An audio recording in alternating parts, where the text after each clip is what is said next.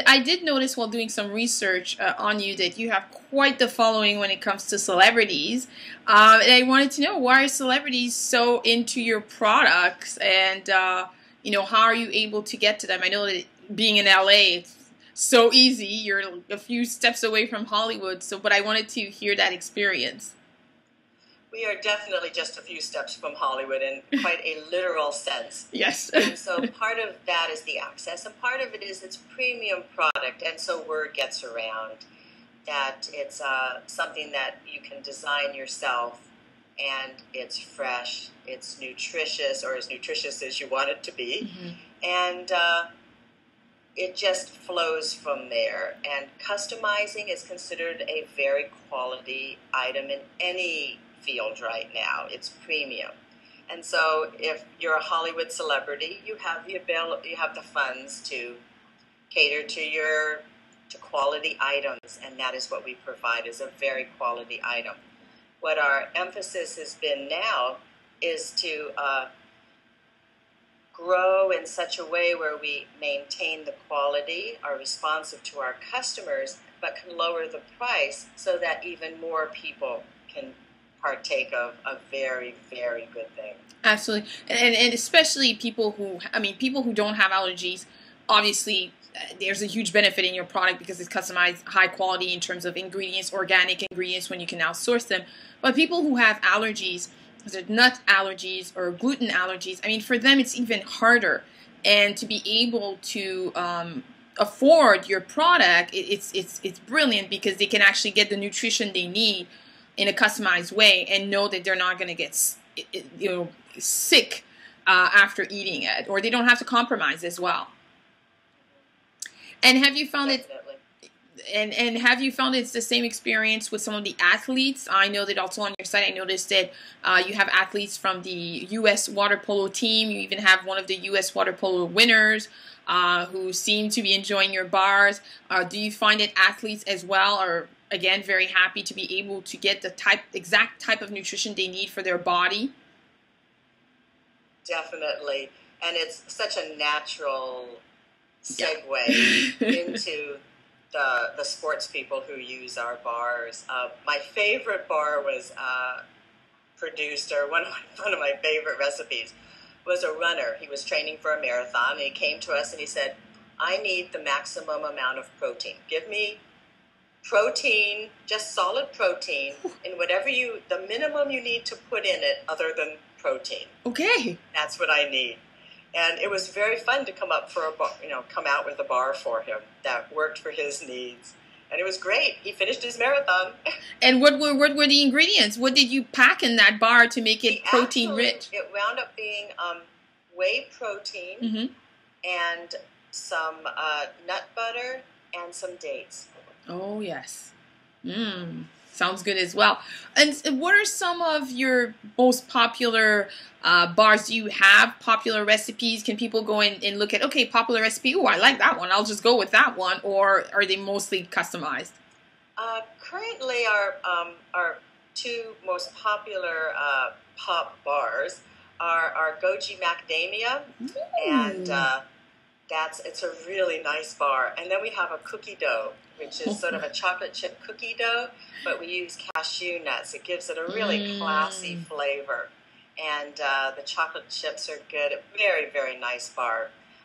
One of my personal favorites is our honey cashew, which is just a very classy bar with the honey and the cashew butter, and very, very nice bar. Melts in your mouth. Some of our customers actually cut them into pieces and serve them, for company. Oh, so sweet. Like little bite-sized portions. Right. I could just see the little teacup with the pinky finger, with a little bite on the side. Oh, and all of that makes me hungry now. It sounds so good.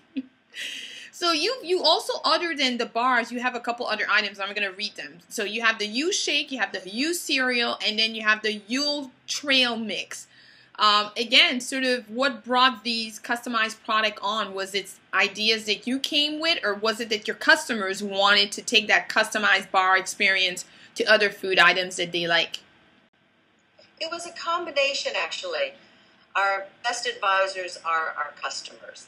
And so we took those ideas, but the idea of what would be similar? How can we expand? When someone comes to our site, there are times when you want a nutrition bar, but perhaps there's time when you need something to put in your pocket for a hike. What's better than trail mix?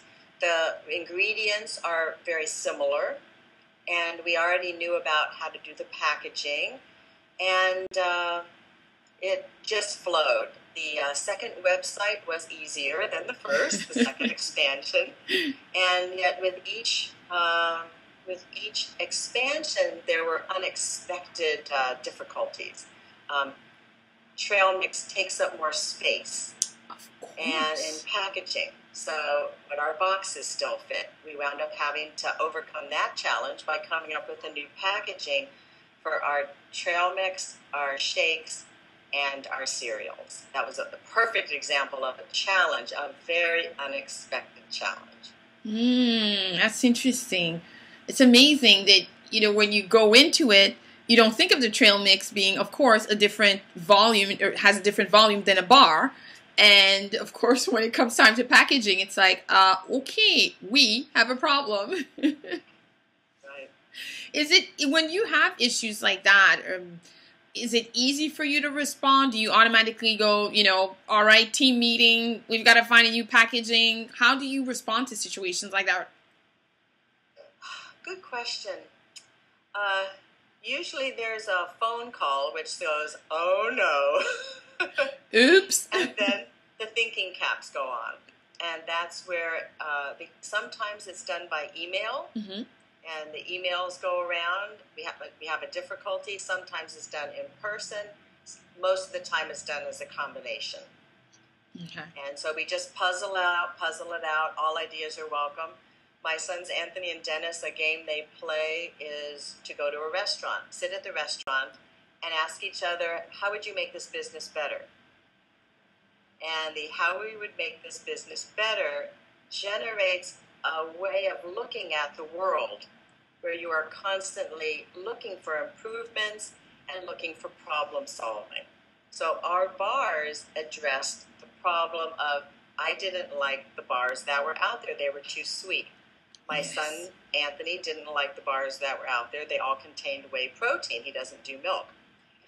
So, hence, problem solved, and you bring it to marketplace. I personally think that's the best way of starting a business. Find something out there that has a difficulty, solve the problem, bring it to marketplace. And that's really sound advice. The little meetings that your sons have, is that something that they do on a sort of monthly basis? Is it infrequent?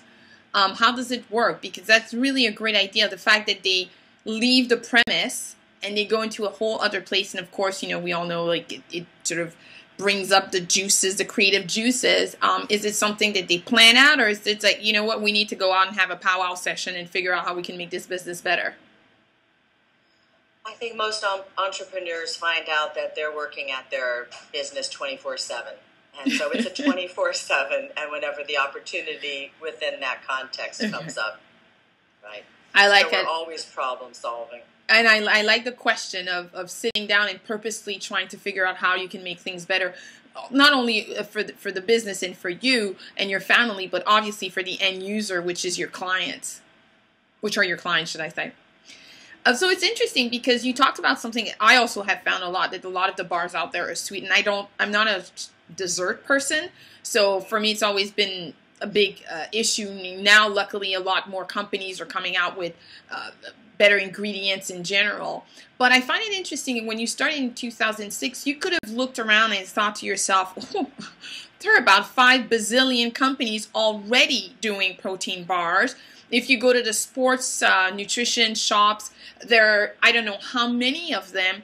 Who are we to walk into the market and say, yeah, we're going to do protein bars, but we're going to do them customizable?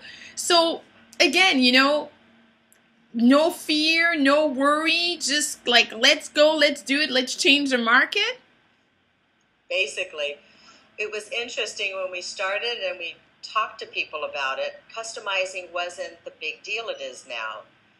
It was new, and we would tell people our idea, and they would say, but do they taste good? And we would say, you've chosen the ingredients, they taste great, but do they taste good? We never get that question anymore. Everybody understands customizing, whether you're going to Starbucks or whether you're going to a Subway sandwich. Customizing is just what the marketplace expects, and it's gotten bigger and bigger, and that companies can now start providing customization beyond just going to a restaurant setting is really where the pioneering effort is.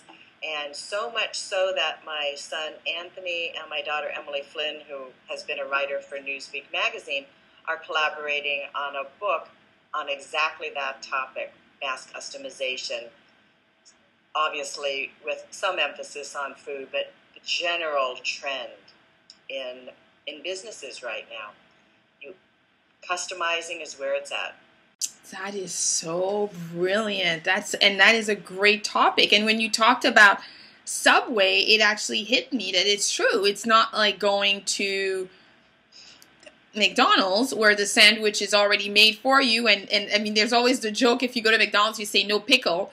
Everybody at the counter is like, what do you mean? We have to unwrap the sandwich and open it up and remove the pickle? We can't do that. It's not part of our process. Where when you go to Subway, that's exactly what it is. You decide what's in your sandwich. We have a fast food restaurant chains here called Harvey's, and Harvey's plays on the fact that at Harvey's it's your sandwich. You could go in, you could put whatever you want on your sandwich. So it is, again, customizable, but I never thought of it until you mentioned Subway, and it's true.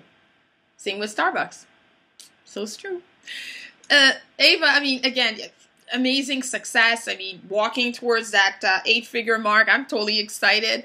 I'm sure you are. But I don't know if you can summarize 3 elements that are key to your success. I'm sure there must be a lot. But if you had 3 elements to share with the audience, because I'm sure that some people are watching this and thinking, I have a great recipe. I could also create this amazing type of business venture. But a lot of people may be stopped by a lot of the challenges that you talked about. So what are 3 elements that you would say really contributed to this amazing success? I think finding a partner, preferably finding a partner who has different strengths than you do. When the going gets tough, it's nice to be able to either pass on the task or to be able to talk and commiserate about the difficulties.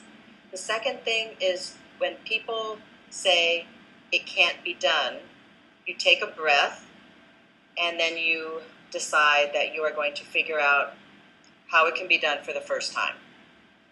So blocks that inevitably, the walls that get set up in front of us need to be surmounted, and that attitude. And then persistence to take care of the first 2. So the persistence is that you're in it for the long haul. And the only other thing, which I guess is a 4th item, is whatever money you think it's going to take to do your venture, have about 3 times that amount at the ready. Really? To make sure you can continue. Because I believe a lot of good ideas don't get finished because money has run out. Those are really great ones. Thank you. And thanks for that 4th one. I wanted to know, you said at the beginning of the conversation that when you had started in business, you were very much into fitness-related business, service-related business. Have you had time to keep at that with the growth of the business, or did you have to slow down on the fitness level? I have slowed down the teaching a little bit and put my foot down. Our very busy time is at Christmas. Yes. So that late fall, I have slowed down my snowboard teaching, but I haven't stopped it. One season I stopped it during November, December, and as of last season, I stepped it up again. So I very much have kept teaching. It is a seasonal, a seasonal position. And I specialize in these clinics that I offer for women's 30-plus beginner snowboard clinics. They're very fun. In addition to working with all age groups on, general group and individual lessons. And it's fabulous. It's fabulous. One of the ways that we cope with the stress of running the business is to make sure we're exercising. So I'm a big aficionado of yoga, particularly. I'm not doing as much of the dancing, but the yoga and, of course, the snowboarding during the season. My son is a very big advocate right now of CrossFit as well as the yoga. And that's one of the ways we cope with the stress. And thank you for talking about two things that are very close to my heart. A, coping with stress in our business, and also fitness. I mean, gosh, without that, I think I would totally go nuts. I honestly would lose it. And so true. Oh my gosh, I do, and I think it's amazing that you do snowboarding at any age, but in your 50s, it's like, wow. I use boxing. I mean, I go to a ring with former champions who are my teachers, and some days I'm like, that bag it's a savior. And I come back and I feel completely renewed. I mean, sometimes I've had the teacher say, wow, that's quite the left hook punch. It's like, yeah, it's called a long day. And I have to say, I'd love to integrate more yoga. I have to do it because I have a teacher she's really excellent, but sometimes I'm, those 24-hour day working, but I couldn't agree with you more. Sort of that integrative approach to our health when we run businesses, that's so important. Well, Ava, this was a really great interview. Thank you so much for sharing all of this information. I've tasted your bars. I think they're absolutely delicious, obviously, because I'm the one who decided which ingredients went into them. So I really wanted to understand, behind the scene. That's always what's really interesting to me. And thank you so much for sharing all this information. Much success to you, continued success. Thank you. And I can't wait to have you when you hit 8 figures. Back on the show. Sounds good. Thank you. Thank you. I'm sitting here chatting with Ava Bise, who is the co-founder of YouBar, and one of the questions that Ava wanted to answer didn't come up during the interview, but it came at the end of the interview, and I actually thought it might be a great idea for us to record it, simply because it was really a big part of the challenge in her business at the very beginning. So, Ava, do you want to answer that question? Definitely. One of the issues that came up for us was you should always get experience before you start a business. How do you get experience in an industry that doesn't exist? We wanted to do customized nutrition bars. They didn't exist.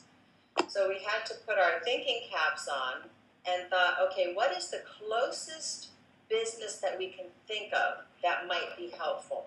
We finally came up with the idea of working at a juice bar. So at that point, my son got a job at one of the major juice bar chains, and in that, he learned the customer service aspects, and he learned how to operate within a commercial kitchen setting. So by the time he finished, he had very strong ideas on faucets, and also was able to start actually putting together custom products. Now, granted, there weren't the shipping issues, but it was the closest thing we could come up with, and it was amazing how helpful that experience was. So I encourage anybody, when you have something that's never been done, make the effort and get a job or work in some sort of setting that's as close as you can think of to that, maybe even more than one business. That's actually really smart. And it's actually something I would not have thought of. And you're right. I mean, if you're looking for experience, the best thing to do is to work for the competitor or somebody else and understand how it works. And in that way, at least you're not going at it totally blindly. It also turned out to be very helpful in terms of, in some respects, credibility. He had commercial kitchen experience. Absolutely. And it really did help when we were working with the kitchen design people. He had a better knowledge. Because he didn't go to chef's he's chef school or pastry school. I know the chef school and pastry school, that is actually one of, I think actually it's one of the first courses that they learn how to work in a commercial kitchen. So if you don't have the... So this was learning on the job. On the job, yeah. That's really great. Well, thank you so much for sharing that, Ava.